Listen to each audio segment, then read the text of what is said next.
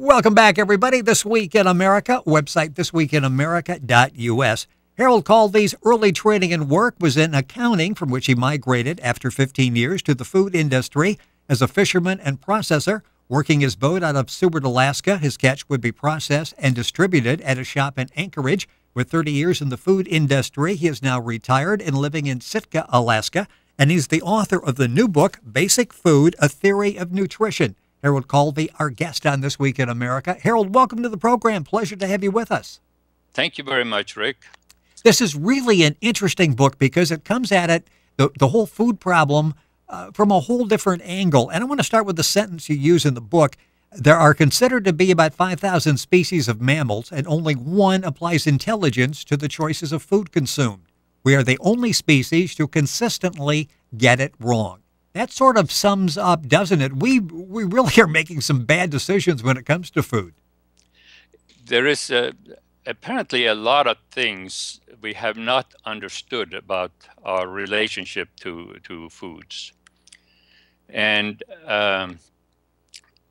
I gained an insight into this 42 years ago when I was young and enthusiastic and new in Alaska. And I used that as an inductive basis to come to a conclusion of what is missing in our regimen of understanding for the food industry. What the notion that all life has an instinctive relationship with the food is something that people, I think, can believe. They writers such as Dr. William Davis, who wrote Wheat Belly, implies that the new wheat is bad because it's not like the old wheat. Well, you can't have that unless you assume also that the old wheat we had a relationship with the old wheat that worked. And that relationship, I believe, comes from our non-cognizant part of the brain, the motor control portion of the brain, which provides us with hunger and provides us with the need for certain foods if we are deficient in it. You know, in the book is called Basic Food, A Theory of Nutrition. In talking about hunger and cravings, you say they're turned off only by foods that our body knows. Exactly. Explain that, because we're always trying to fight off hunger, especially with cravings, and that's really an interesting concept. Explain what that means. It means that we've been sent a message from our non-cognizant brain that we're deficient in something, and so there's a craving for something that will relieve that deficiency.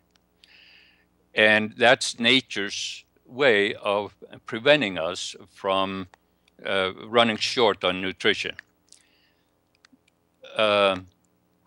So when we don't satisfy that need the way that the demand makes it, then we're complicating it. We're not getting satisfaction, so we eat more. Yes. Yeah. And that is one of the reasons that we have bigger portions now. We're eating lots of food that is not in our regimen from ancient times, and it's not satisfying the hunger, so we eat more. Well, and you talk in the book about obesity is not a problem of excess or weak wills. And we're sort of taught that if you are overweight, it's your own fault. It's a problem of eating too much, or it's a problem of weak wills. You can't just push yourself away from the table when it's time to stop eating. And you're saying that's wrong. It's wrong to think that way, because we can't control that hunger. The hunger is way more powerful than our will, and you can see that in the diet people who are dieting, and people who for example, go on hunger strikes. They have a very hard time actually completing a hunger strike, and people have a very hard time sticking to a diet that denies them food. I've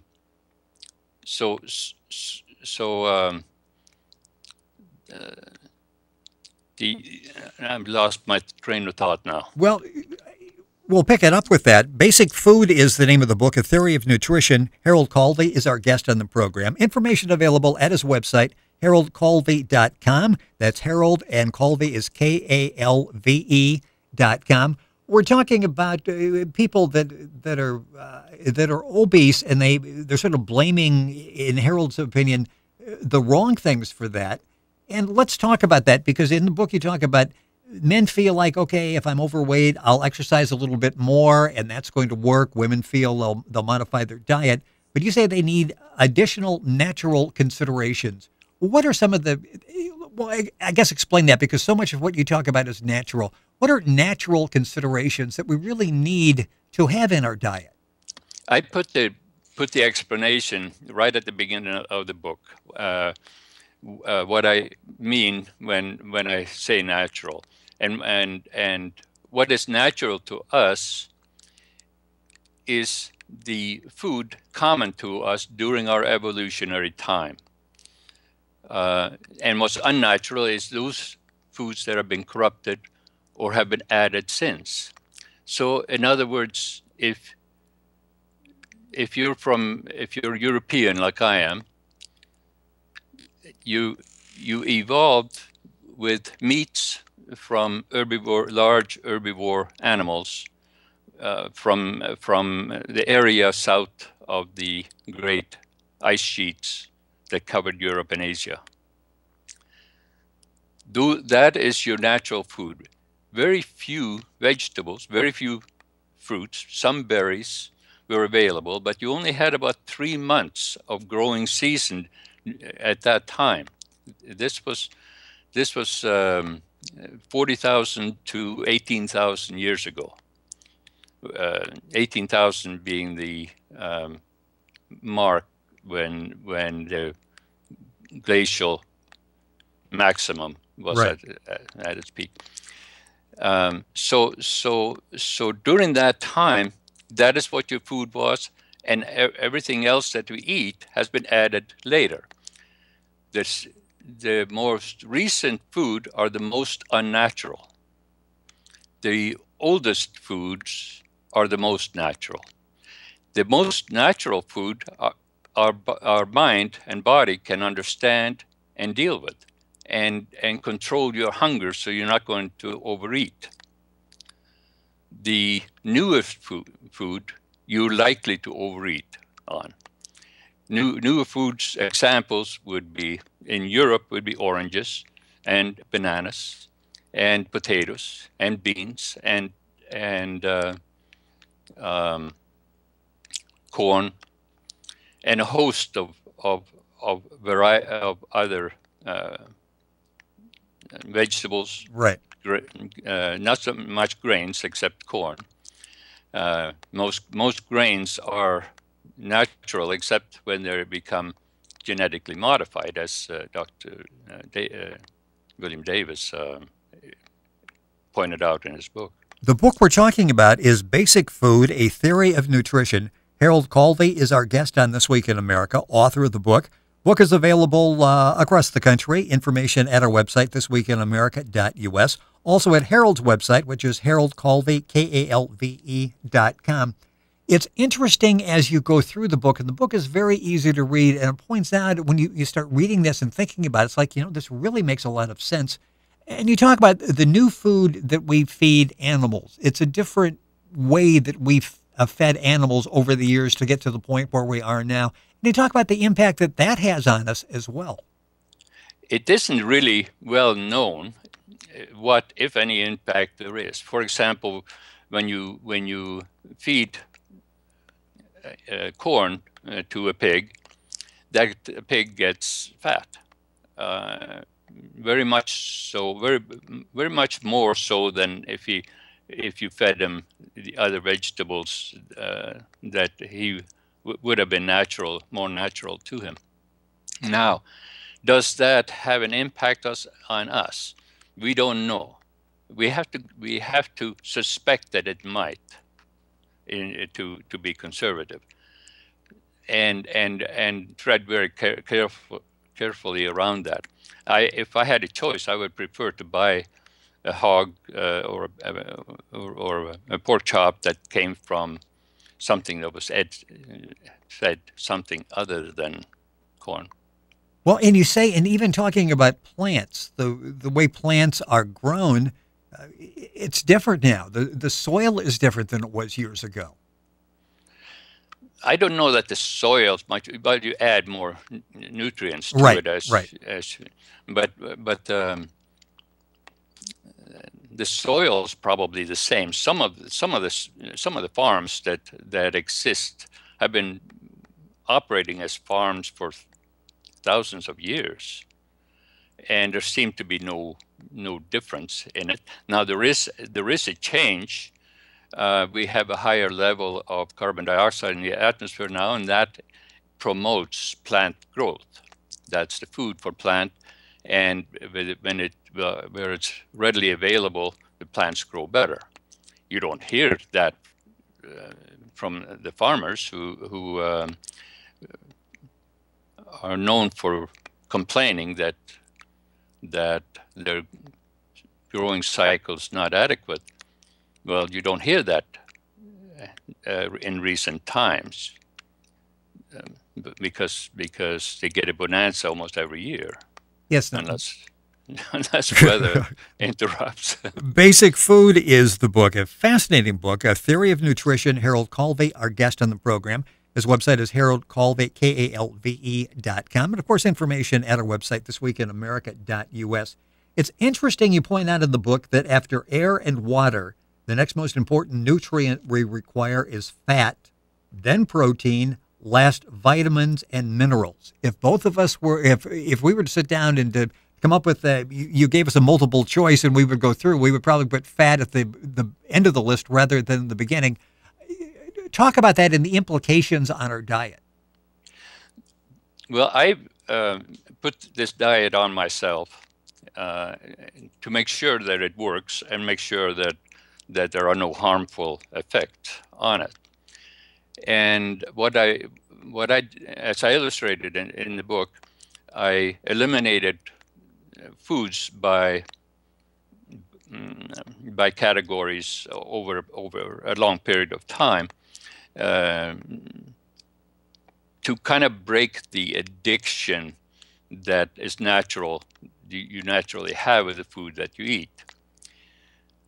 So I broke off with corn products first,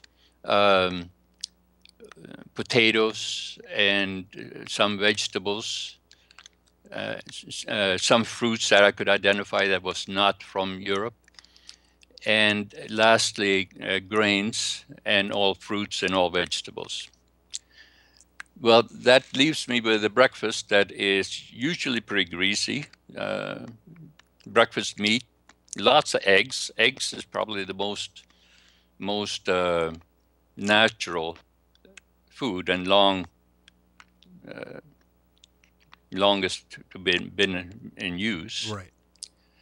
Probably from the early time of mammals, 350 million years ago, they had eggs available. When you switched your diet, and you did this with some experimentation as you were doing it, when you switched the diet, what results did you see? I mean, obviously you're staying with the diet and maybe fine-tuning it a little bit, but you obviously felt better as you were making this transition? I felt better, but interestingly, I didn't have more energy as a result of changing the diet. I think a high carb diet gives you more energy.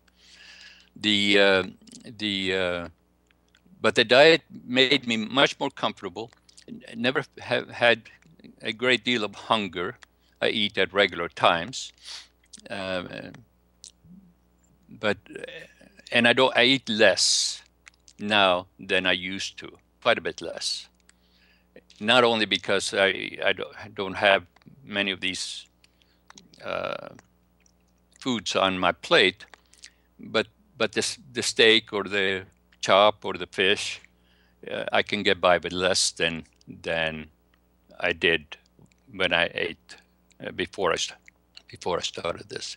And there has been no ill effects of this.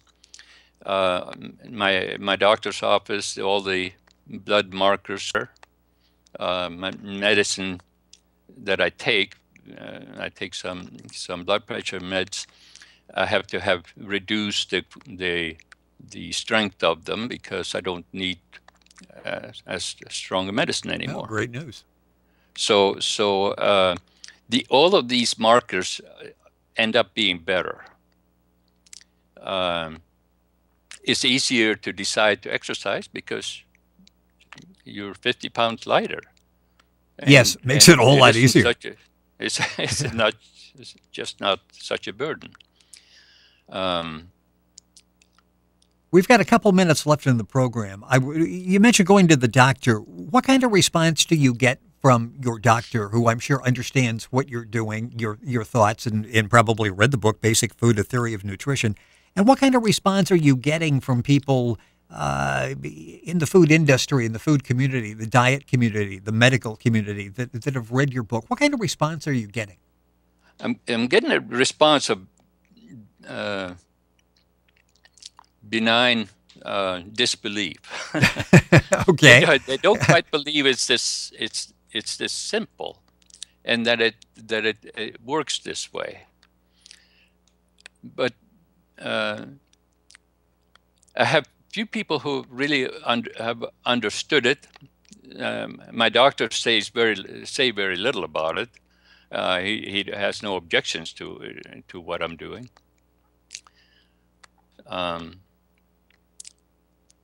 There is well,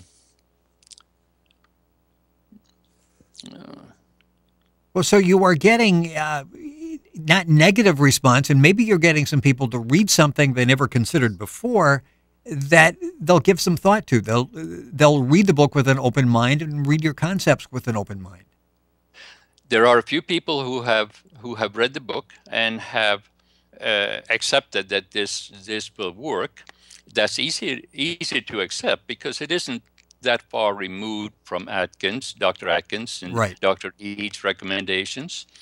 And the problem I have with theirs is they didn't go quite far enough in identifying our natural needs for our need for natural foods. But this is the first explanation that's coming along that comprehensively explains why we get fat. If you ask a doctor why we get fat, he's likely to tell you that we don't know. Well, the fact is that science has not identified. They've not identified specifically how this works. They don't have the science to back them up, so that they're reluctant to go out on a limb and speculate. Well, I'm not a doctor, and I can speculate, and I can make a reasoned judgment inductively. Well, and the book does an excellent job of that. It's very well laid out. It's very easy to read. And I'll close with, again, something from the book. You talk about modern nutritionists concentrating on reducing calories and fat in diets to alleviate weight gain are really complicating rather than alleviating the problem. And you just used that word before, complicating. Is that part of the problem, that we're making it more complicated than it needs to be? Absolutely. Uh, Absolutely. Instead of looking into the future for solutions, looking at the nutrients of each different kind of food because we perceive that that's what we need, step back and look at 350 years of evolutionary success. This success has evolved in mammals and passed on to new species as they came along. We're a relatively new species in the world of mammals, but we gain all of the development that has occurred prior to us coming along. Well, the book is really interesting. Will give you a whole new insight. And when you're reading it, it's like, yeah, this really makes some sense. Basic Food, A Theory of Nutrition is the name of the book. Our guest on the program has been Harold Kalve. His website is haroldkalve.com. That's Kalve. The book is available across the country. Information, of course, available at our website, thisweekinamerica.us, where you can log on to Harold's website as well. Again, Basic Food, A Theory of Nutrition. Harold, thank you for joining us on the program. An interesting discussion. Thank you for being with us today. Thank you, Rick. It has been our pleasure. You're listening to This Week in America. Our website is thisweekinamerica.us.